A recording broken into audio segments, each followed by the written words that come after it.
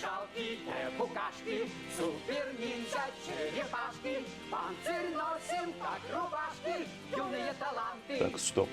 Это что такое? Подростки-мутанты, ниндзя-орки? Нас атаки не страшат, злых уложим всех подряд. Мы не жалкие букашки, супер-ниндзя черепашки, Учитель дал уроки мастерства. жалкие букашки. Привет, друзья! Давненько не виделись на покрасочных видосах. Появился повод. Ниндзя-орки-черепашки. Точнее, черепашки-ниндзя, но только орки-ниндзя.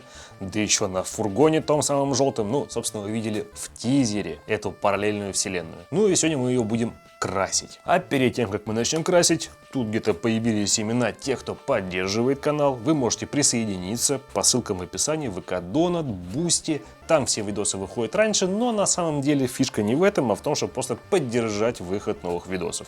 Всем там рады. Ну и там же есть бесплатный телеграм-канал с чатом уютным, где ребята обсуждают ваш покрас, когда вы присоединитесь, и свой. Welcome!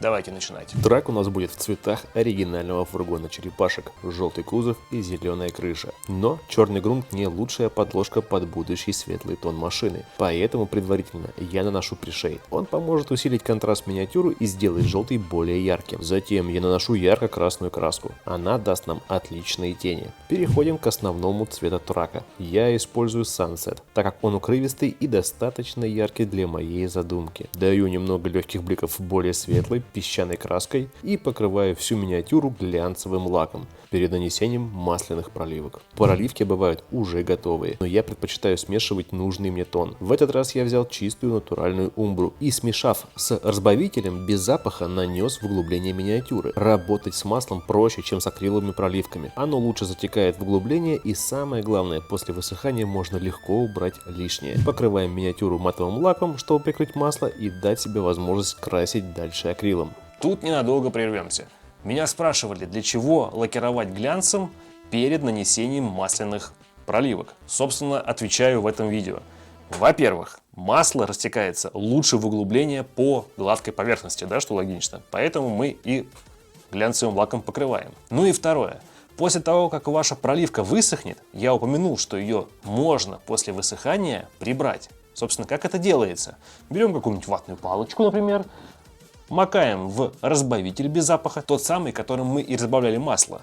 И этой же палочкой чистой мы можем стереть ненужные нам пятна этой проливки. И вот глянцевый лак защищает ваш акрил от того, чтобы быть стертым, так сказать. Вот, собственно, и весь секрет.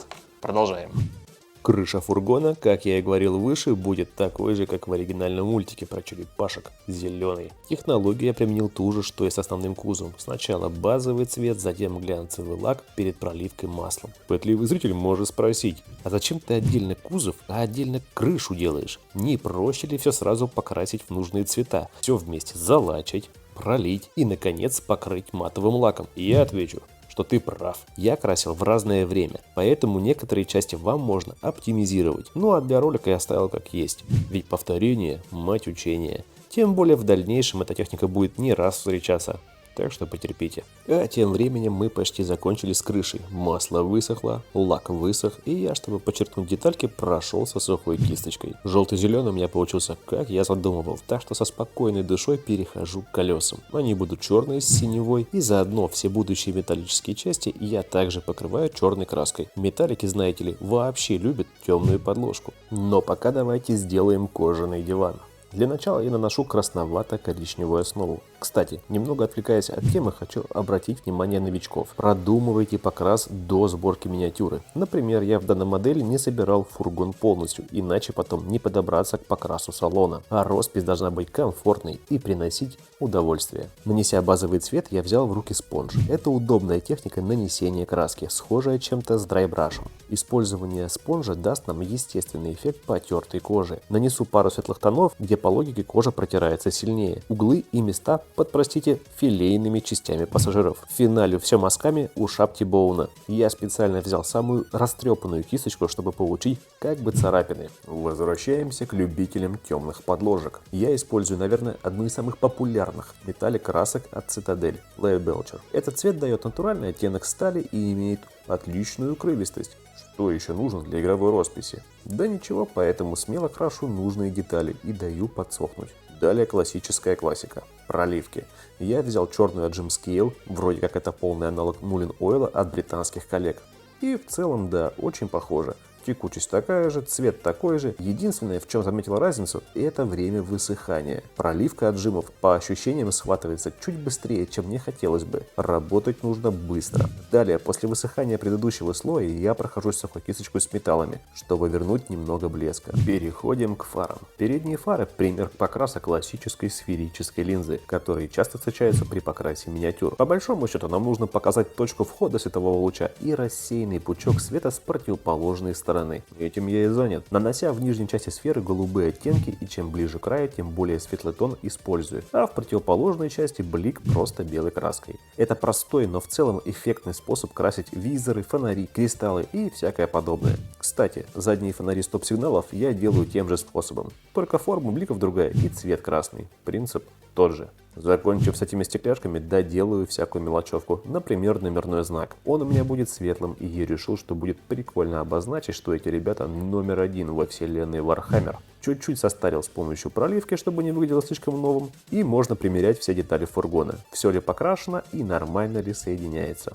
Ну что ж, фургон готов. Мы его пока не собираем. Да-да, тот самый фургон, он очень похож вам получился, как в том мультике. У меня, кстати, в детстве в 90-х был это один из самых любимых мультиков. Хотя, наверное, Человек-паук был любимее. Пишите в комментариях, как у вас. Модель мы пока не склеиваем, потому что внутри еще будет водитель, который не покрашен. И, собственно, давайте его и покрасим. Начинаю с пришейда и в целом использую ту же технологию, что и на фургоне. Кстати, у нас на канале уже выходило короткое видео по простой игровой росписи орков. У нас вообще-то даже целый плейлист есть шорт покрасов. Посмотрите, там много интересного. Ну а я тем временем уже закончил с пришейдом, задул красные тени и наношу базовый зеленый слой. Я выбрал камуфляжный зеленый от Валехи. Он дает такой приятный тепло-зеленый тон кожи. Затем глянцевый лак и масляная проливка. Я смешал умбру с зеленым, чтобы глубокие тени были в тон основного цвета. Привычный уже следующий этап после высыхания масла – матовый лак, чтобы продолжить красить акрилом. Высветление упрощенно делаю сухой кисточкой и начинаю заниматься кимоно наших ниндзя. Я решил, что все парни будут одеты в одинаковые светлые штанцы, а различаться будут только цветными повязками. Но перед этим закончим с деталями. Зубы, язык, глаза, а также металлики. Они, кстати, те же, что и на траке. Стали от Цитадели, проливка и высветление сухой кисточкой.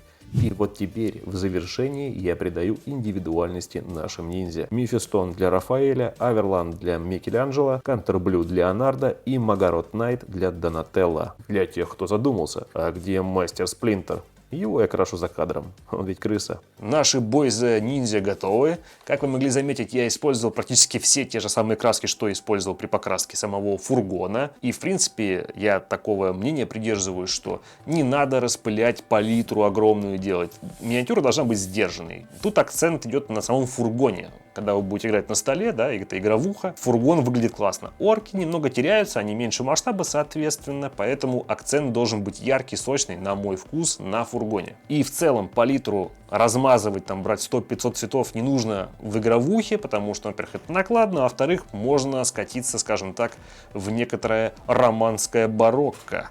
А мы этого не хотим, правильно? Что ж, переходим к сборке модели и покраске самой подставки. Да, там в комплекте шла подставка, мы ее так минималистично покрасим. База крупная и в техностиле. Наверное, автор скульпта представлял фургон мчащимся по базе Кренка, задувая в синий цвет сначала темным, потом светлым тоном.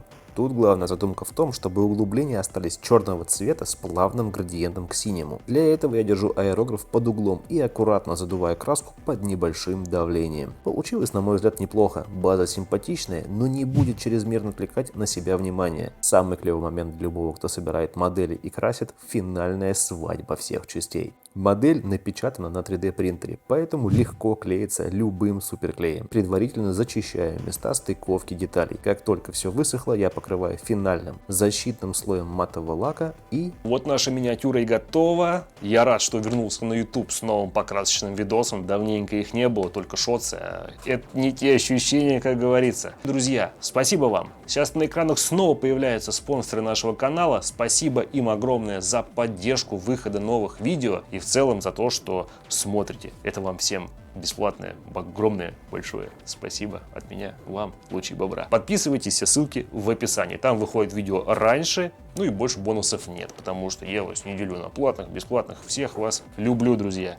И до новых встреч. Нас атаки не страшат, злых уложим всех подряд. Мы не жалкие букашки, супер-ниндзя черепашки. Учитель дал уроки мастерства. Не жалкие